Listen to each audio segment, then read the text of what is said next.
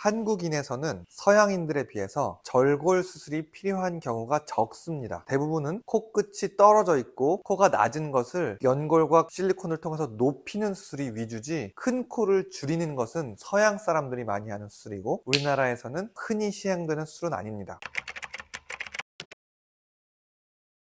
절골술이라는 것도 결국 코의 좌우의 폭을 안쪽으로 줄여주는 수술이기 때문에 어떤 경우에 절골술이 필요한지, 가장 대표적으로는 누가 봐도 큰 코, 매부리가 심하면서, 매부리가 심하다는 것은 코에 산이 높다는 건데, 산이 높으면 좌우로도 폭이 넓기 때문에 분명히 매부리가 큰 사람들은 뼈도 넓습니다. 그렇기 때문에 그런 분들 매부리를 제거하면서 절골을 하는 것이 좋고요. 근데 사실 그렇게 코가 진짜 커서 코를 줄이는 수술을 하는 경우는 생각보다 적거든요. 그런 경우 말고 제가 또 절골을 하면 괜찮겠다라고 생각 드시는 분을 어떻게 선택하냐면, 정면에서 봤을 때는 코의 윤곽이 뚜렷하지 않은데 옆에서 보면 미간의 콧대의 높이가 많이 낮지는 않은 경우입니다.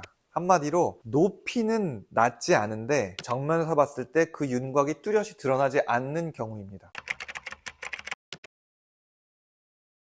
어떠한 경우에 이제 가장 착각할 수 있는지 한번 생각을 해보면, 피부가 두껍고 전반적인 코의 형태가 콧볼을 포함해서 콧대까지 전부 다 좀 이렇게 투박하게 생기신 분, 얼굴이 전반적으로 피부가 두껍고 피하 지방도 좀 많으시고 만져봤을 때 안쪽에 그 연골의 윤곽보다는 이 피부의 두께 자체가 두꺼운 분, 예를 들면 턱을 이렇게 들어서 콧구멍을 봤을 때 콧구멍이 크지 않은데도 콧볼이 넓은 분들, 그러니까 그런 분들은 콧볼 축소도 할 수가 없겠죠. 그런 경우를 이야기하는 겁니다. 코를 좁히면 날렵하게 될 수 있지 않을까 이렇게 생각을 하시는데요. 그런 경우에는 안쪽에 있는 뼈를 좁혀봤자 어차피 겉에 있는 피부는 형태를 유지하려는 습성이 있기 때문에 많이 좁혀지지도 않을 뿐더러 애초에 높이가 부족한 상황에서 좁혀도 코는 그렇게 날렵해지지 않습니다. 그리고 그런 코를 가지신 분들은 보통 이 얼굴의 폭도 넓은데 또 콧볼의 폭도 넓은데 콧볼은 좁아지지 않은 상태에서 절골을 해서 콧대만 너무 좁혀 놓으면 오히려 얼굴의 폭이 더 넓어 보이고, 콧대와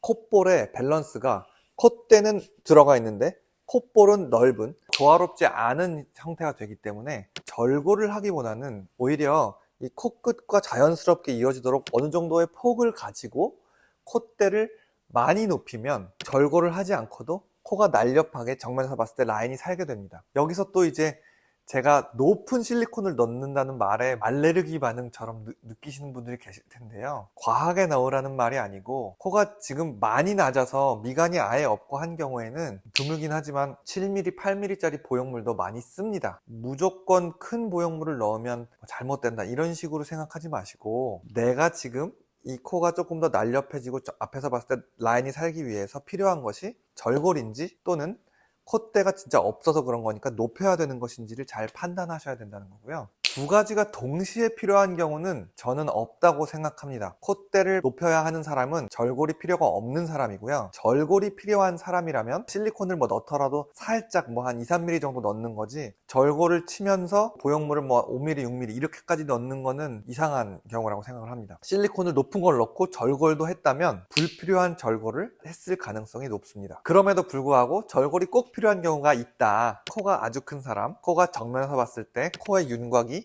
또렷하지 않은데 옆에서 봤을 때 실리콘을 넣어서 높일 만큼 콧대가 낮지는 않은 경우, 이런 두 가지 경우가 가장 대표적인 경우라고 할 수 있겠습니다.